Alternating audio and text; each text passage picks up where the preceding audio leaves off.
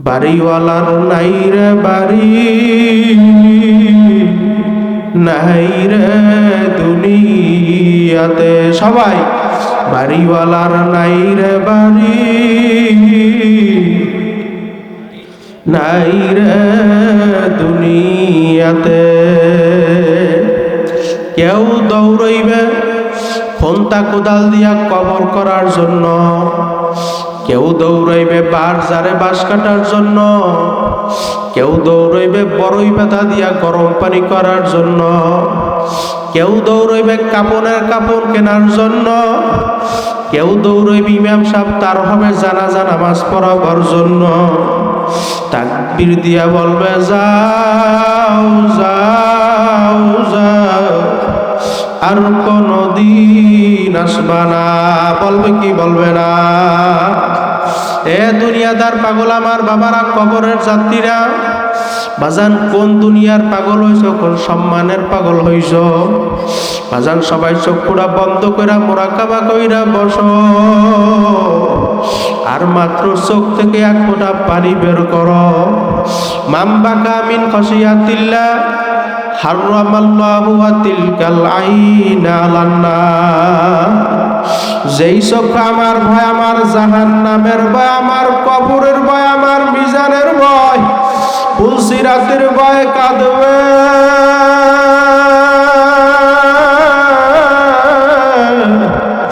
আমার মাওলা ঘোষণা কইরা দিছে, ওই চক্ষু আমি আমার জাহান্নামের আগুনে জ্বালাইতে পারবো না। হে যুবক ভাইরাও, বৃদ্ধ বাবারা, হে কুড়িগ্রামবাসী আমার বাবারা, বাজান এখনো সময় আছে, এই জান্নাতের বাগানে এসে অল্প সময় বসো। বাজান চক্ষু থেকে এক ফোঁটা পানি বের করো,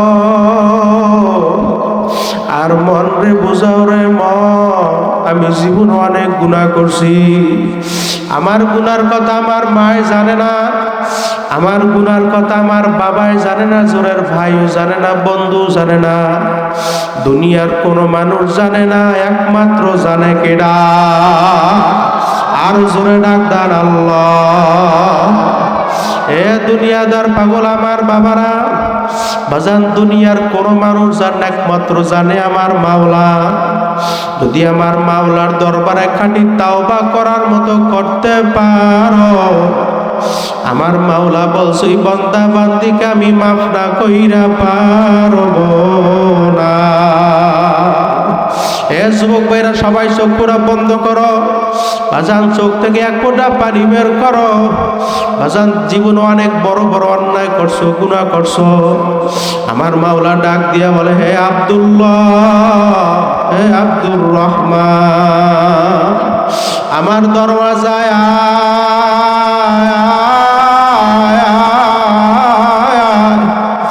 আমার দরবার ফেরার দরবার না, আমার দরবার নৈরাশের দরবার না। তুই পাহাড় পরিমাণ গুনাহ কইরা ফালাইছ, লা তাকনাতু মির রাহমাতিল্লাহ। তুই শিরিকের মতো বড় বড় গুনাহ কইরা ফালাইছ, আমার দরওয়াজায় যদি আমার মাওলার দরওয়াজায় কাটি তাওবা করার মতো করতে পারো, আর মারতে পার করে দাও।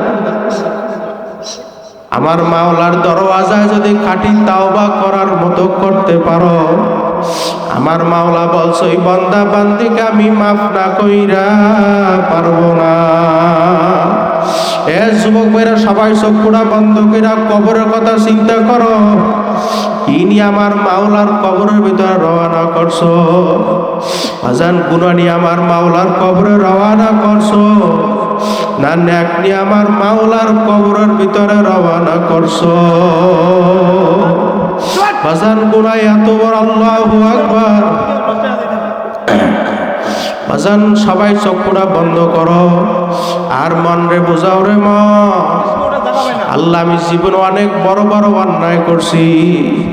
আমার মাওলা বলে, হে বান্দা বান্দি, তুই পাহাড় পরিমাণ গুনাহ কইরা ফেলাইছ, তুই শিরিকের মতো বড় বড় গুনাহ কইরা ফেলাইছ।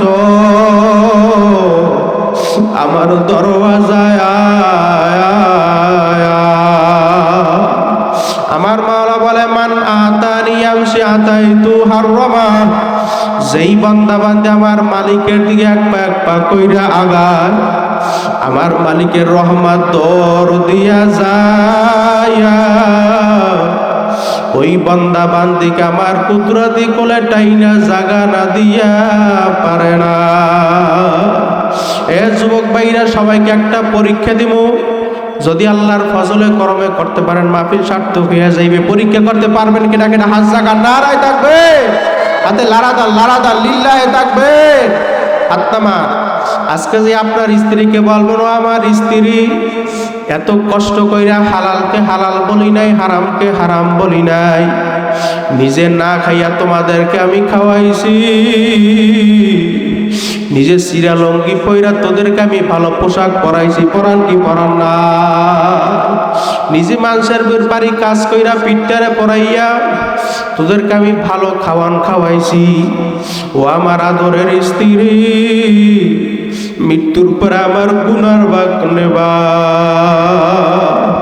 বলবে না না না না না না না, আমরা গুনার ভাগ নিতে পারবো না।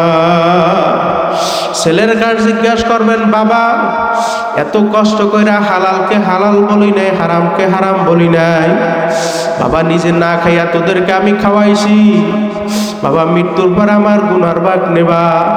বলবে না না না, আমরা গুনার ভাগ নিতে পারবো না।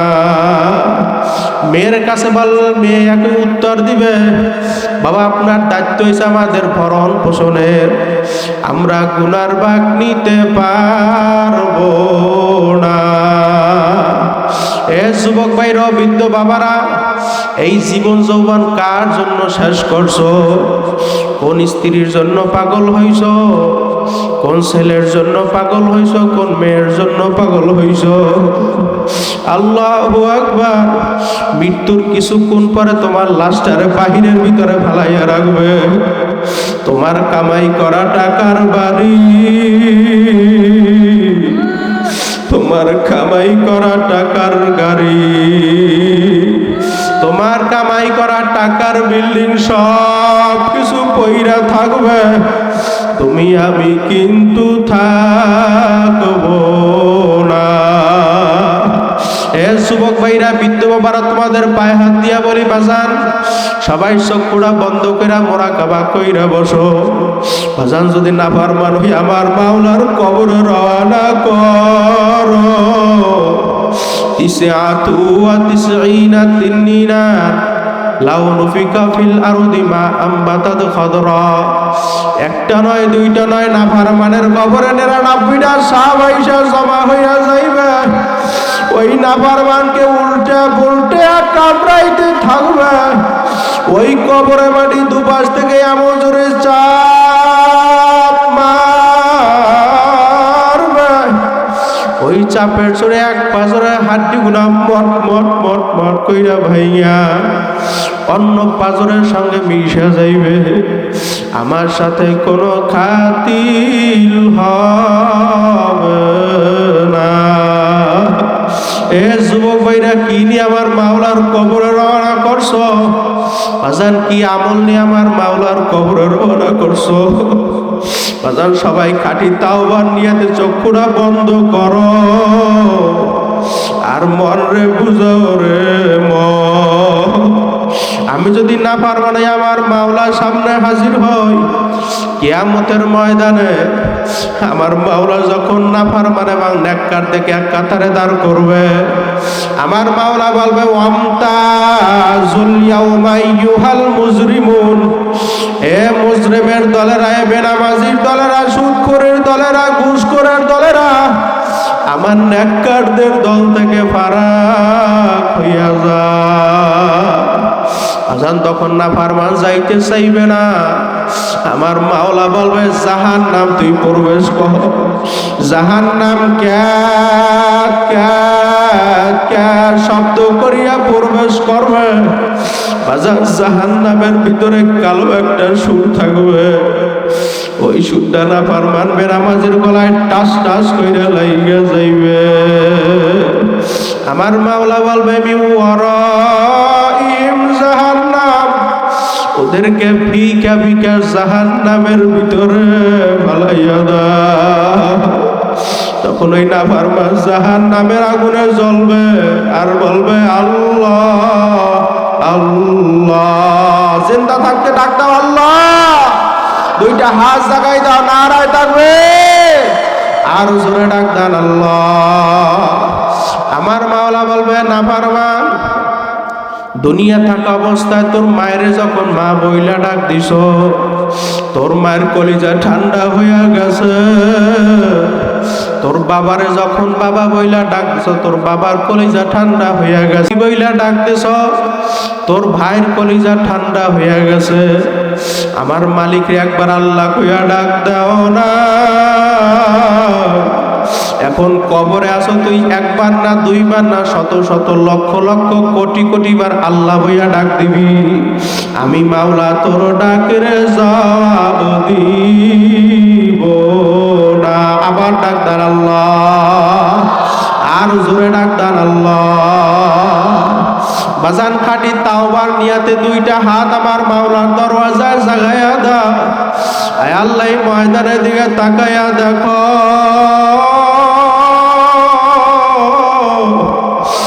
আল্লাহ আমরা গুনাহগার বান্দা, গুনার বোঝা মাথায় নিয়ে আপনার দরওয়াজায় হাজির। আয় আল্লাহ মোদের গুনার দিকে তাকাইলে কখনো গুনাহ মাফ হবে না। আল্লাহ আপনার কুদরতি দরিয়ার দিকে তাকাইয়া মোদের জীবনের সবার গুনাহ খাতা মাফ কইরা দাও।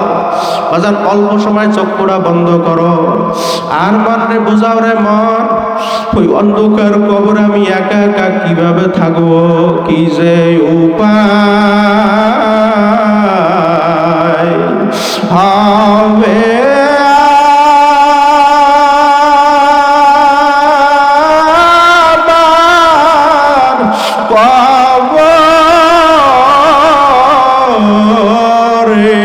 সবাই কি যে হবে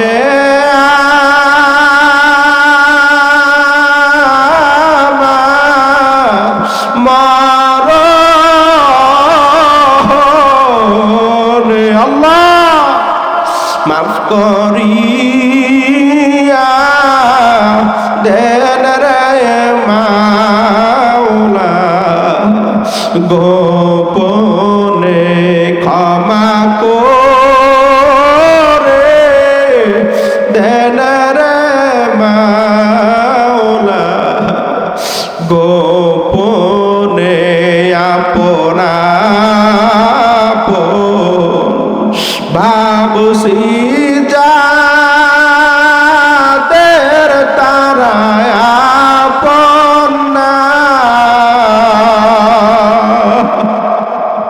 তোমার আপন হইলেন মালিক রব্বানা। তোমার আপন হইলেন মালিক সুবহান। প্যারানো পাখি মরা কিন্তু লাগবে, ফাঁকি দিয়া যেদিন চলিবে, শূন্যতে এই জমিনে পরে রবে, শূন্য খাঁচা এই জমিনে পরে রবে। বাজান যখন তুমি মৃত্যুবরণ করবা, লোকেরা তোমাকে গোসল করাইয়া কাপড় পরাইয়া আজান যখন কবরের দিকে নিয়ে যাইবে, কবরের ভিতরে ফেলাইয়া যখন বাঁশের ছাউনি দিয়া সবাই চইলা যাইবে, ওই অন্ধকার কবরে একমাত্র আপন হইবে কেডা? আরো জোরে ডাকদার আল্লাহ। এই গভীর রাতে চিল্লা ডাকদার আল্লাহ। সাদা কাফন আমার আপন, যেদিন লেগে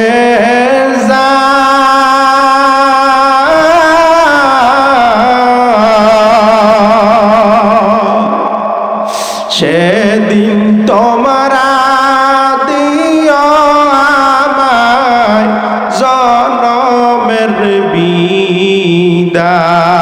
সবাই সেদিন তোমরা দিও আমায় জনমের বিদায়।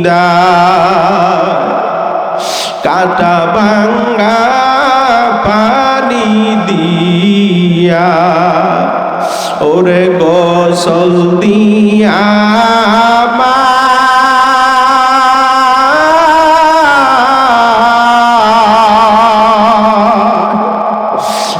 আতর গোলাপ দিয়া পরে সুরমা দিও গায়। সবাই চক্ষুটা বন্ধ করে।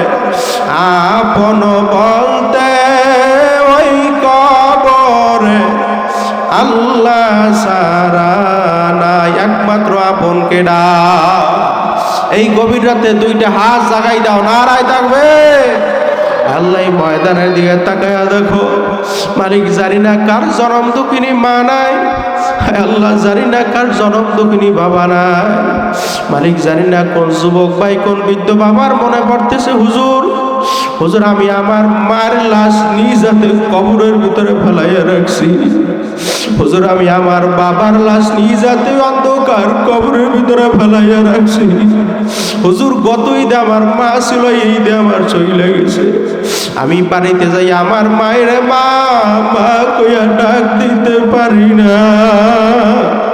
এই ময়দানে এমন বৃদ্ধ বাবা আছে হুজুর 30 বছর হইয়া গেছে আমার মায়ের মা কইয়া ডাক দিতে পারি না।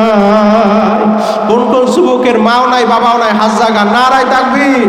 ডাইনাস জাগান, ডাইনাস জাগান, মাও নাই বাবাও নাই, সবাই সবাই হাত জাগান, সবাই সবাই ডাইনাস জাগান, নারায় তাকবীর।